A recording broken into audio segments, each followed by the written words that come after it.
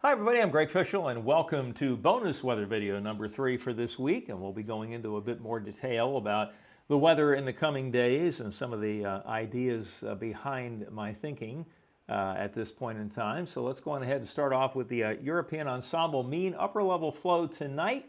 And you can see this bowling ball sitting here over the southeastern U.S. This is an upper level low. Now, if you look carefully here, and you have to look pretty carefully, you notice how there's a little bend in the lines right there, another one in here. There was a wave, or a spoke, if you will, that went through our area late yesterday and last night, and it's ahead of those waves that you get upward motion. So today, all the significant widespread rain shifted up to our north. But there's another spoke down in here. And if we move this on ahead to tomorrow evening, that spoke actually rotates around the upper level lows so that now it's in a position like this. So tomorrow should be a much more active day with regard to widespread rainfall than what we saw today. Then, as we head toward Friday evening, the upper level low begins to retreat a little bit and open up a little bit. We don't have so many closed lines around it. And so even though we'll be unstable on Friday, enough to produce some scattered showers and storms, we could see at least a little bit of sunshine. And then over the weekend, the trough axis of this, what's left of the upper level low, begins to shift eastward. And by the time we get to Sunday evening, the trough axis is actually east of the triangle area. It's along the North Carolina coast. Well, west of the trough axis is where you start to get into sinking motion. So I'm going out on a bit of a limb here and going to say that I think Sunday could actually end up being a dry day with at least partly sunny skies. So I would say if I had to pick a day this weekend where I had the best chance of getting through the whole day rain-free, or at least 99% of it, Sunday would be the day. Now, we've got this next system up in here. It begins to turn the corner and dig toward the south and east. So what that'll do on Monday is drag another cold front toward us, and so it'll warm up ahead of it, and then we'll have some scattered showers and storms late Monday and Monday night.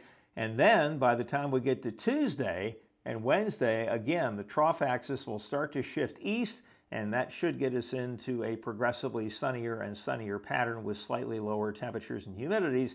And then 10 days down the road, let me go back here, instead of this heat ridge coming eastward, look what happens. It actually backs up here into northern Mexico and southern New Mexico and Arizona.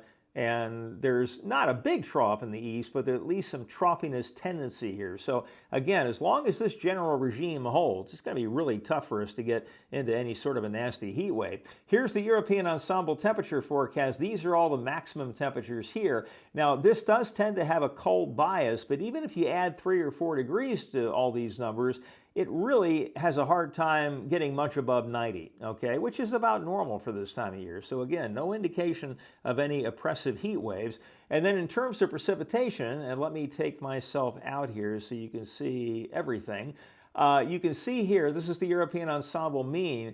The numbers do jump a fair amount once we get through 2 a.m. on Friday. And then after that, the jumps are very, very small and not all that significant. So I think most of the really important rains are going to be tomorrow, and then from Friday on, it's going to be much more scattered in nature and not taking up as much of the day, which is good for recreational interest.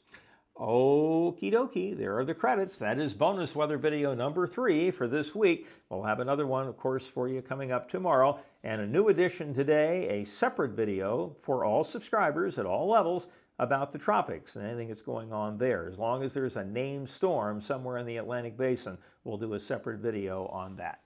Okay, folks, and let me put myself back in here just so I can say goodbye to you. There we go. Okay. See you tomorrow. Take care.